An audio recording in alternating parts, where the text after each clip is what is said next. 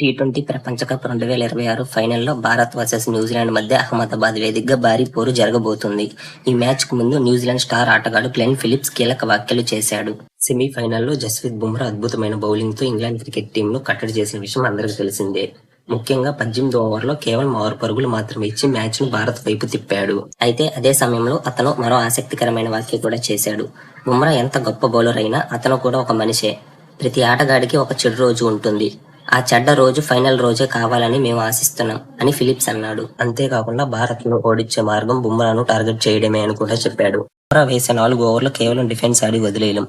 చెత్త బంతులు వేస్తే ఖచ్చితంగా బౌండరీలకు పంపడానికి మా బ్యాటర్లు సిద్ధంగా ఉన్నాడని ధీమా వ్యక్తం చేశాడు. ఇదిలా ఉండగా ఫైనల్ మ్యాచ్ కు ముందు నుంచే న్యూజిలాండ్ జట్టు బుమ్రాపై ప్రత్యేక ఫోకస్ పెట్టినట్టు తెలుస్తోంది. అతన్ని ఎలా ఎదుర్కోవాలనే ప్రత్యేక ప్లాన్ తో సిద్ధమైనట్టు సమాచారం. ఇప్పుడు చూడాలి ఫైనల్లో బుమ్రా మాయ కొనసాగుతుందా లేదా న్యూజిలాండ్ ప్లాన్ పనిచేస్తుందా. మీరేమనుకుంటున్నారో కింద కమెంట్ లో చెప్పండి. నమస్తే ఫ్రెండ్స్, మీకు ఇలాంటి కంటెంట్ నచ్చుతున్నట్లయితే సబ్స్క్రైబ్ చేయండి. Thank you.